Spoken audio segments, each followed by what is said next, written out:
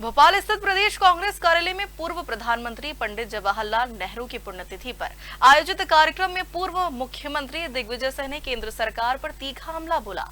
उन्होंने मौजूदा शासन व्यवस्था की तुलना ब्रिटिश हुकूमत से की। कार्यक्रम के दौरान दिग्विजय सिंह ने कहा कि आज देश में हालात वैसे ही हैं जैसे आजादी से पहले अंग्रेजों के शासनकाल में थे। उन्होंने आरोप लगाया कि जो भी सरकार के खिलाफ बोलता है उसे प्रताड़ित किया जाता है। पूर्व प्रधानमंत्री पंडित जवाहरलाल नेहरू के जीवन और उनके संघर्ष का उल्लेख करते हुए उन्होंने कहा कि पंडित नेहरू पर लगाए जा रहे कई आरोप गलत है। उन्होंने कहा कि नेहरू ने सुख सुविधाओं को छोड़कर महात्मा गांधी के साथ स्वतंत्रता आंदोलन में भाग लिया, जो आज के समय में दुर्लभ है। जवाहरलाल नेहरू जी ने तो देश की यात्रा शुरू कर दी। कहने का मेरा मतलब ये है कि आज का एक जो हालात से आप तुलना करेंगे तो ऐसे कितने व्यक्ति होंगे जो कि ऐसे परिवेश में जिनका जीवन बीता हो, विदेश में पड़े हो, और आज जो हुकूमत यहाँ चल रही है इस देश में, जिसकी तुलना आसानी के साथ उस समय के ब्रिटिश हुकूमत के साथ की जा सकती है, जहां लोगों को तारीफ किया जा रहा है, आज भी वही हालत है। किसी ने भी अगर अपनी बात मौजूदा हुकूमत के खिलाफ बोला तो उसको पर क्या होता है मुझे बताने की आज आवश्यकता नहीं। लेकिन पंडित जवाहरलाल नेहरू की विचारधारा जो थी, जो उनके प्रधानमंत्री बनने के बाद जो उन्होंने भारतीय संविधान में जिनका उल्लेख करवाया, आज वो भी किस प्रकार से बदलने का प्रयास किया जाता है आप सबके सामने। आप समझ लीजिए कि किस माहौल में जवाहरलाल जी नेहरू को प्रधानमंत्री पद मिला। देश का बंटवारा हो चुका, बंटवारा होकर मुसलमानों की लाशें और हिंदुओं की लाशें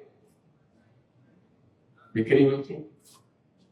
उस समय उन्हें जब जिम्मेदारी सौंपी गई और उन्होंने इस देश पे शांति स्थापित करने के लिए क्या इंतजाम होगा या समझ सकते हैं, और उसका कितना असर हुआ उसका बादल जी ने आपको चित्रित किया कि वही मोहम्मद अली जिन्ना जिन्होंने मुसलमानों को भड़काकर पाकिस्तान और हिंदुस्तान का विभाजन किया, आखिरी वक्त वो क्या उनके मन में गुजरी इसका होने के बाद।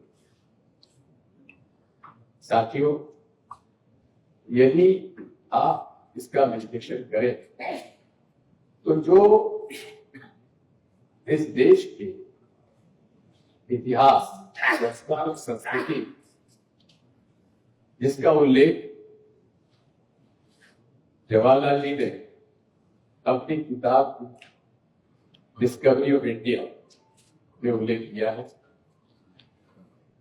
और जिस प्रकार से उन्होंने ग्लिम्पसेस ऑफ वर्ल्ड हिस्ट्री,